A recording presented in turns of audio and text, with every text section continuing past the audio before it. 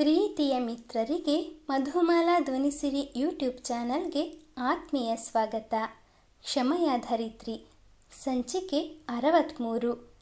ಮದುವೆಯಾಗಿ ಗಂಡನ ಮನೆ ಸೇರಿದ್ದ ಮೈತ್ರಿ ಬಹಳ ದಿನಗಳ ನಂತರ ಗೆಳತಿಯ ಮನೆಗೆ ಆಗಮಿಸಿದ್ದಳು.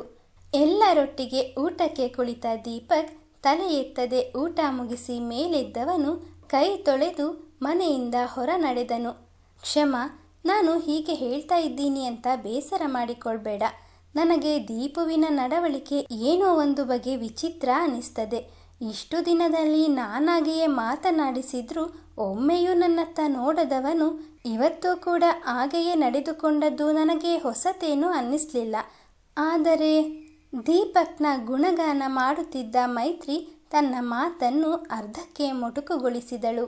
ಅವಳ ಮುಖ ಕಪ್ಪಿಟ್ಟಿದ್ದನ್ನು ಗಮನಿಸಿದ ಕ್ಷಮಾ, ಮೈತ್ರಿ, ಅವನು ನಿನ್ನನ್ನು ಮಾತನಾಡಿಸಲಿಲ್ಲ ಅಂತ ನೀನು ಬೇಸರ ಮಾಡಿಕೊಳ್ಬೇಡ.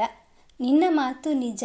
ನಾನು ಈಗೀಗ ಅವನನ್ನು ಸೂಕ್ಷ್ಮವಾಗಿ ಗಮನಿಸ್ತಾನೇ ಇದ್ದೇನೆ. ಅವನು ಒಳಗಿಂದೊಳಗೆ ಏನು ನಡೆಸ್ತಾ ಇದ್ದಾನೆ ಅದು ಏನು ಅಂತ ಗೊತ್ತಾಗ್ತಾ ಇಲ್ಲ. ಈಗಂತೂ ಕಾಲೇಜಿಗೆ ಹೋಗೋದನ್ನೇ ಬಿಟ್ಟಿದ್ದಾನೆ. ಮೊದಲಾದರೆ ನನ್ನ ಮಾತನಾದರೂ ಅಲ್ಪ ಸ್ವಲ್ಪ ಕೇಳ್ತಾ ಇದ್ದ. ಇತ್ತೀಚೆಗೆ ಯಾರ ಮಾತಿಗೂ ಬೆಲೆ ಕೊಡುವುದಿಲ್ಲ. ಅತಿಯಾಗಿ ಬುದ್ಧಿ ಹೇಳಿದರೆ ಮನೆ ಬಿಟ್ಟು ಹೋಗ್ತೇನೆ ಅಂತ ಹೆದರಿಸ್ತಾನೆ. ಅವನು ಮನೆ ಬಿಟ್ಟು ಕೆಟ್ಟ ದಾರಿ ಹಿಡಿದ್ರೆ ಅಂತ ಹೆದರಿ ಈಗ ಬುದ್ಧಿ ಮಾತನ್ನು ಹೇಳೋದನ್ನು ಬಿಟ್ಟು ಬಿಟ್ಟಿದ್ದೇವೆ. ಕಾಲೇಜಿಗೆ ಹೋಗುವಾಗ ಬಸ್ಸಿಗೆ ಖರ್ಚಿಗಾಗಿ ಇಂತಿಷ್ಟು ಹಣ ಕೊಡ್ತಾ ಇದ್ದೆ. ಅದರಲ್ಲಿ ಉಳಿದದ್ದನ್ನು ತಂದು ಕೊಡದೆ ಖರ್ಚು ಮಾಡಿ ಬಿಡ್ತಿದ್ದ. ಈಗ ಆ ಹಣಕ್ಕೂ ಕತ್ತರಿ ಬಿದ್ದಿದೆ.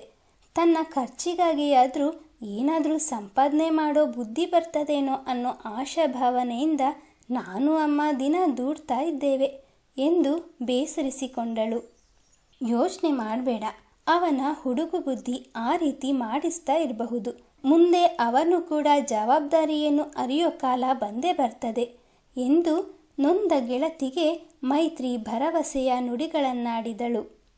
ಅಂದು ಬೆಳಗ್ಗಿನಿಂದ ಸಂಜೆಯವರೆಗೂ ಮಾತನಾಡಿದರೂ ಗೆಳತಿಯರಿಗೆ ಹೊತ್ತು ಹೋದದ್ದೇ ತಿಳಿಯಲಿಲ್ಲ.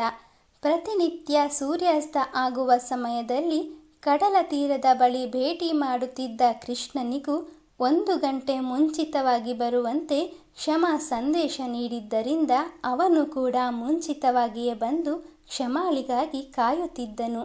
ಕೆಲ ಕ್ಷಣಗಳಲ್ಲಿಯೇ ಗೆಳತಿಯರ ಆಗಮನವೂ ಆಯಿತು.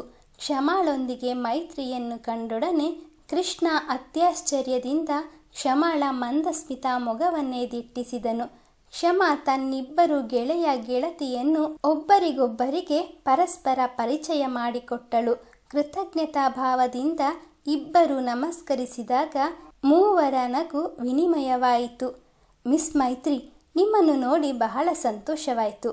ನೀವು ಬಂದ ವಿಷಯವಾಗಿ ಮೆಸೇಜ್ ಕಳಿಸಿದ್ದ ನಿಮ್ಮ ಗೆಳತಿ ವಿಶೇಷ ಸುದ್ದಿಯೊಂದನ್ನು ಹೇಳಿದರು.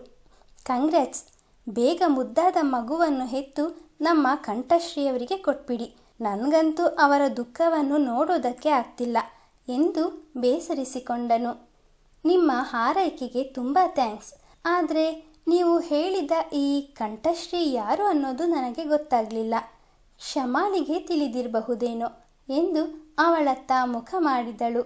ಓಹ್ ಸಾರಿ, ನಿಮ್ಮ ಗೆಳತಿ ನನ್ನ ಬಗ್ಗೆ ಎಲ್ಲ ಹೇಳಿದ್ದಾರೆ ಅಂತ ತಿಳ್ಕೊಂಡಿದ್ದೆ. ಆದರೆ ಮುಖ್ಯವಾದುದನ್ನೇ ಮರೆತು ಬಿಟ್ಟಿದ್ದಾರೆ ಎಂದವನು, ಕಂಠಶ್ರೀ ಅಂದರೆ ಬೇರೆ ಯಾರೂ ಅಲ್ಲ, ಮಧುರವಾಗಿ ಗಾನವನ್ನು ಹೊರಹೊಮ್ಮಿಸೋ ನಿಮ್ಮ ಗೆಳತಿ ಎಂದು ಅವಳತ್ತ ನೋಡಿ ಮಂದಹಾಸ ಬೀರಿದನು. ತ್ರಿಪುರ ಸುಂದರಿಯರ ಅಂದವನ್ನೇ ನಾಚಿಸುವಂತಿದ್ದ ಕ್ಷಮಾಳ ಸೌಂದರ್ಯವನ್ನು ಮೆಚ್ಚಿ ಕೃಷ್ಣ ತನ್ನ ಗೆಳತಿಯ ಸ್ನೇಹವನ್ನು ಬಯಸಿದ್ದಾನೆ ಎಂದು ತಿಳಿದಿದ್ದ ಮೈತ್ರಿ ಅವನು ಸೋತಿರುವುದು ಅವಳ ಅಂದಕ್ಕಲ್ಲ, ಅವಳ ಗಾಯನಕ್ಕೆ ಎಂದು ತಿಳಿದು ಮನಸ್ಸಿನಲ್ಲಿಯೇ ಆನಂದಪಟ್ಟಳು. ಕಂಠಶ್ರೀ ಹೆಸರು ತುಂಬ ಚೆನ್ನಾಗಿದೆ. ಹಲೋ ಕಂಠಶ್ರೀಯವರೇ, ಯಾಕೆ ಈ ವಿಷಯವನ್ನು ನನ್ನ ಬಳಿ ಹೇಳದೆ ಮುಚ್ಚಿಟ್ಟದ್ದು? ಮೈತ್ರಿ ಗೆಳತಿಯನ್ನು ರೇಗಿಸುತ್ತಾ ಪ್ರೀತಿಯಿಂದ ಅವಳ ಬೆನ್ನಿಗೆ ಗುದ್ದಿದಳು. ಅಮ್ಮ, ಅಯ್ಯೋ ಮಾರೈತಿ, ಎಷ್ಟು ಜೋರಾಗಿ ಗುತ್ತೀಯಾ, ನೋವಾಗ್ತದೆ ಕಣೆ. ಬೆನ್ನನ್ನು ಸವರಿಕೊಂಡ ಕ್ಷಮಾ, ಇಷ್ಟು ದಿನ ಇವರೊಬ್ಬರು ನನ್ನನ್ನು ರೇಗಿಸ್ತಾ ಇದ್ರು, ಈಗ ನೀನು ಕೂಡ ಇವರೊಟ್ಟಿಗೆ ಸೇರಿಕೊಂಡ್ಯಾ ಎಂದು ಹುಸಿ ಮುನಿಸು ತೋರಿ ಅವಳಿಗೆ ಬೆನ್ನು ಮಾಡಿ ನಿಂತಳು. ಮೈತ್ರಿ, ನಿಮ್ಮ ಗೆಳತಿ ಮೊದಲೇ ಸೌಂದರ್ಯದ ಖನಿ, ಇನ್ನು ಕೋಪ ಮಾಡಿಕೊಂಡ್ರಂತೂ ಹೇಳೋದೇ ಬೇಡ. ಇವರ ಈ ಇನ್ನೊಂದು ಮುಖದರ್ಶನವನ್ನು ನೋಡೋ ಭಾಗ್ಯವನ್ನು ನನಗೆ ಕಲ್ಪಿಸೋದಕ್ಕೆ ನೀವೇ ಬರಬೇಕಾಯ್ತು ನೋಡಿ. ಇನ್ನು ಪ್ರತಿದಿನ ಇವರೊಟ್ಟಿಗೆ ನೀವು ಕೂಡ ಬನ್ನಿ. ಹೀಗೆ ಏನಾದರೂ ರೇಗಿಸ್ತಾ ಇವರಿಗೆ ಕೋಪ ಬರಿಸ್ತಾ ಇರಿ. ನಾನು ಇವರ ಸುಂದರವಾದ ಮುಖ ನೋಡ್ಕೊಂಡು ಕೂತ್ಕೋತೀನಿ ಎನ್ನುತ್ತಾ ಕೃಷ್ಣ ಕ್ಷಮಾಳ ಎದುರಿನಲ್ಲಿ ನಿಂತಾಗ ಅವಳ ಕೆನ್ನೆ ನಾಚಿಕೆಯಿಂದ ಕೆಂಪೇರಿತು. ಇದನ್ನೆಲ್ಲ ಗಮನಿಸುತ್ತಿದ್ದ ಮೈತ್ರಿ, ಇವರದ್ದು ಕೇವಲ ಸ್ನೇಹವಲ್ಲ, ಸ್ನೇಹವನ್ನು ಮೀರಿದ ಯಾವುದೋ ಪವಿತ್ರವಾದ ಬಂಧವೇ ಇರಬೇಕು. ಎಲ್ಲಿಯೋ ಇದ್ದ ಇವರಿಬ್ಬರನ್ನು ಆ ದೇವರೇ ಒಂದು ಮಾಡಿರುವಂತಿದೆ. ಈ ಜೋಡಿ ಕೊನೆಯ ತನಕ ಹೀಗೆ ಇದ್ದರೆ ಎಷ್ಟು ಚೆಂದ ಇರ್ತದೆ. ಮನಸ್ಸಿನಲ್ಲಿಯೇ ಯೋಚಿಸುತ್ತಾ ನಿಂತವಳು ಗೆಳತಿಯ ರಂಗಾದ ಮುಖವನ್ನು ನೋಡಿ ನಗುತ್ತಾ ಅವಳ ಬಳಿ ಸಾಗಿ, ಕ್ಷಮಾ, ಯಾಕೆ, ಎಂತಾಯಿತು? ಮುಖವೆಲ್ಲ ಸೇಬಿನಂತೆ ಕೆಂಪಾಗಿದೆ, ಎಂಥ ಸಮಾಚಾರ ಎಂದು ತುಂಟ ನೋಟ ಬೀರಿ ಕಣ್ಣು ಹೊಡೆದಳು. ತಕ್ಷಣ ಸಾವರಿಸಿಕೊಂಡ ಕ್ಷಮಾ, ಏನು ಸಮಾಚಾರ, ಎಂಥದೂ ಇಲ್ಲ, ಬಿಸಿಲಿಗೆ ಮುಖ ಕೆಂಪಾಗಿದೆ ಅಷ್ಟೆ ಎಂದು ತೊದಲಿದಳು. ಅಯ್ಯೋ ಮಾರೈತಿ, ನಿನಗೆ ಸುಳ್ಳು ಹೇಳಲಿಕ್ಕೂ ಬರುವುದಿಲ್ಲ. ಬಿಸಿಲಿಗೆ ಮುಖ ಕೆಂಪಾಗ್ತದೆ ಅನ್ನೋದೇನೋ ಸರಿ, ಆದರೆ ಈಗ ಬಿಸಿಲೇ ಇಲ್ಲವಲ್ಲ. ಮೈತ್ರಿ ತನ್ನ ತುಂಟಾಟವನ್ನು ಮುಂದುವರಿಸಿದ್ದಳು. ಅದು ಎಂದು ಏನು ಹೇಳಲು ತೋಚದೆ ಒದ್ದಾಡುತ್ತಿದ್ದ ಕ್ಷಮಾಳ ಪರಿಸ್ಥಿತಿಯನ್ನು ಅರಿತ ಕೃಷ್ಣ, ಬಿಟ್ಬಿಡಿ ಮೈತ್ರಿ, ನನಗೆ ಅವರು ಈ ರೀತಿ ಒದ್ದಾಡ್ತಿರೋದನ್ನ ನೋಡೋದಕ್ಕೆ ಆಗೋದಿಲ್ಲ. ನಾನು ಇವರನ್ನು ರೇಗಿಸಿ ಕೋಪ ಬರೋ ಅಂತೆ ಮಾಡಿ ಅಂತ ತಮಾಷೆಗೆ ಹೇಳಿದೆ ಅಷ್ಟೆ. ಇವರು ಹೇಗಿದ್ರೂ ನೋಡೋಕೆ ಚೆಂದಾನೆ ಎಂದವನು ಕಣ್ಣೆವೆ ಇಕ್ಕದೆ ಅವಳನ್ನೇ ದಿಟ್ಟಿಸಿದನು. ಅವನ ಮಾತುಗಳನ್ನು ಕೇಳಿ ಮೈತ್ರಿಯೊಂದಿಗೆ ಕ್ಷಮಾಳಿಗೂ ಅತ್ಯಾಶ್ಚರ್ಯವಾಯಿತು. ಕೃಷ್ಣ ಯಾವತ್ತೂ ನನ್ನೊಡನೆ ಈ ರೀತಿ ಮಾತನಾಡಿಯೇ ಇರಲಿಲ್ಲ. ನಾವು ಭೇಟಿ ಮಾಡಿದ ಇಷ್ಟು ದಿನಗಳಲ್ಲಿ ನಮ್ಮ ಕಷ್ಟ ಸುಖದ ಬಗೆಗೆ ಹೊರತುಪಡಿಸಿ ಬೇರಾವ ವಿಚಾರಗಳನ್ನು ಚರ್ಚಿಸಿರಲಿಲ್ಲ. ಆದರೆ ಇವತ್ತು ನನ್ನ ಬಗೆಗೆ ಈ ರೀತಿ ವರ್ಣನೆ ಮಾಡ್ತಾ ಇದ್ದಾರಲ್ಲ, ಇವರ ಮನಸ್ಸಿನಲ್ಲಿ ನನ್ನ ಬಗೆಗೆ ಇರೋ ಭಾವನೆಯಾದರೂ ಏನಿರಬಹುದು? ಅವನ ಮುಖವನ್ನೇ ದಿಟ್ಟಿಸುತ್ತಾ ದೀರ್ಘವಾದ ಆಲೋಚನೆಯಲ್ಲಿ ಮುಳುಗಿದಳು. ಅವಳನ್ನೇ ನೋಡುತ್ತಿದ್ದ ಕೃಷ್ಣ ಕೂಡ ಇಹದ ಪರಿವೆಯೇ ಇಲ್ಲದವನಂತೆ ಕ್ಷಮಾಳ ಕಣ್ಣುಗಳಲ್ಲಿಯೇ ಕಳೆದು ಹೋದನು. ಹಲೋ ಗಾಯ್ಸ್, ಇಲ್ಲಿ ನೀವಿಬ್ಬರೇ ಅಲ್ಲ, ನಾನು ಕೂಡ ಇದ್ದೇನೆ ಅನ್ನೋದನ್ನು ಮರಿಬೇಡಿ.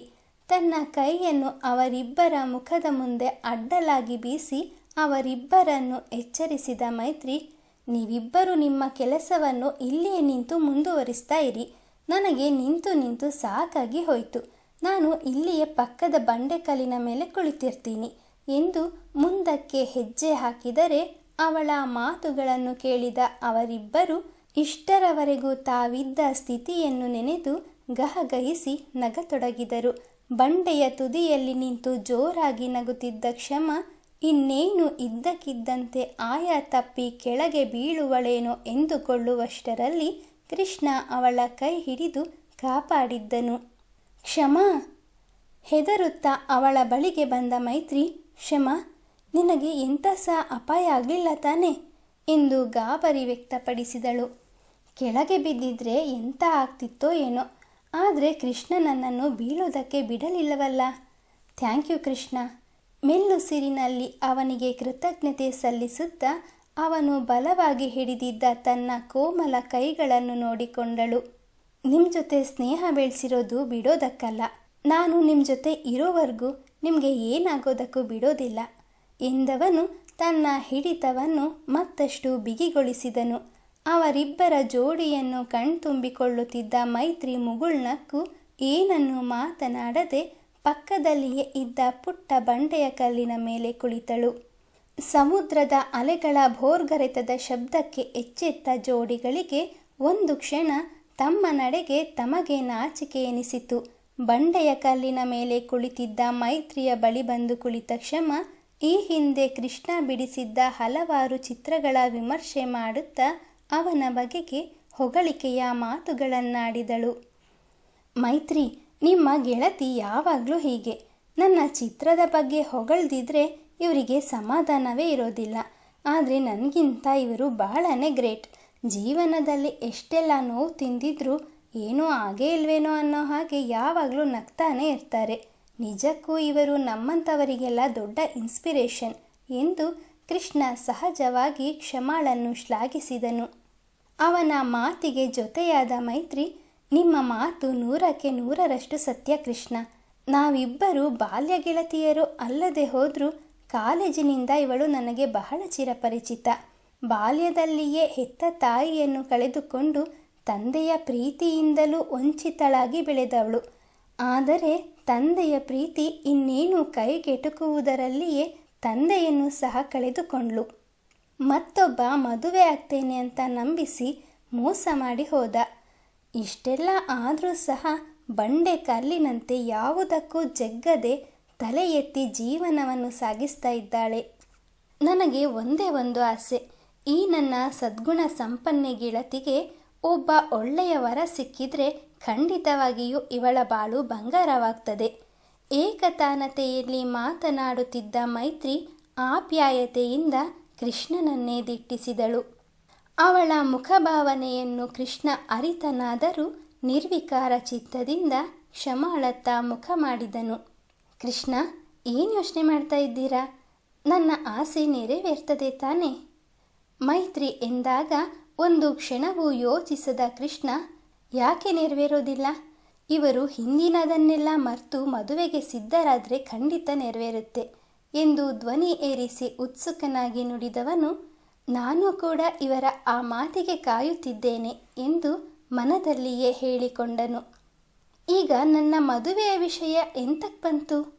ಅವರಿಬ್ಬರ ಸಂಭಾಷಣೆಗೆ ಕತ್ತರಿ ಹಾಕುವಂತೆ ಕುಳಿತಲ್ಲಿಂದ ಎದ್ದು ನಿಂತ ಕ್ಷಮ, ನನ್ನ ಹಣೆಯಲ್ಲಿ ಮದುವೆ ಅನ್ನೋದು ಬರೆದಿದ್ರೆ ಖಂಡಿತ ಆಗ್ತದೆ.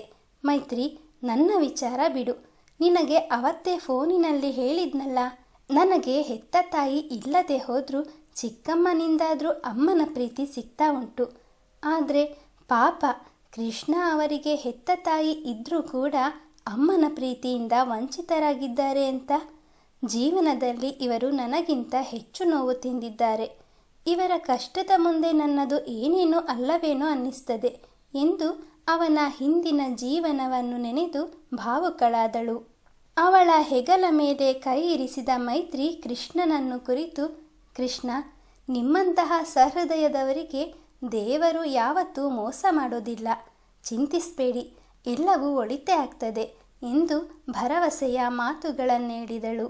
ನಾನು ಕೂಡ ಅದೇ ಭರವಸೆಯಿಂದಲೇ ಕಾಯ್ತಾ ಇದ್ದೀನಿ. ನಮ್ಮ ಕಂಠಶ್ರೀಯವರ ಪರಿಚಯವಾದ ನಂತರ ನನಗೆ ಎಲ್ಲವೂ ಒಳ್ಳೆಯದೇ ಆಗ್ತಾ ಇದೆ. ಯಾರಿಗೊತ್ತು, ದೇವರ ದಯೆಯಿಂದ ಮುಂದೊಂದು ದಿನ ನನ್ನ ತಾಯಿಯ ಪ್ರೀತಿ ನನಗೆ ದಕ್ಕಬಹುದೇನೋ ಎಂದು ಮಾತು ಮುಗಿಸುವುದರೊಳಗಾಗಿ ಮೈತ್ರಿಯ ಫೋನು ರಿಂಗಣಿಸಿತು. ನಿರೀಕ್ಷಿಸಿ ಮುಂದಿನ ಸಂಚಿಕೆಯಲ್ಲಿ. ಮಿತ್ರರೇ, ಕಥೆಯ ಬಗ್ಗೆ ನಿಮ್ಮ ಅನಿಸಿಕೆ ಅಭಿಪ್ರಾಯಗಳನ್ನು ದಯವಿಟ್ಟು ಕಮೆಂಟ್ನ ಮೂಲಕ ಹಂಚಿಕೊಳ್ಳಿ. ಹಾಗೆ ಲೈಕ್, ಶೇರ್, ಸಬ್ಸ್ಕ್ರೈಬ್ ಮಾಡುವುದರ ಮೂಲಕ ನಮ್ಮನ್ನು ಪ್ರೋತ್ಸಾಹಿಸಿ. ಮುಂದಿನ ಸಂಚಿಕೆಯಲ್ಲಿ ಮತ್ತೆ ಸಿಗೋಣ. ಧನ್ಯವಾದಗಳು.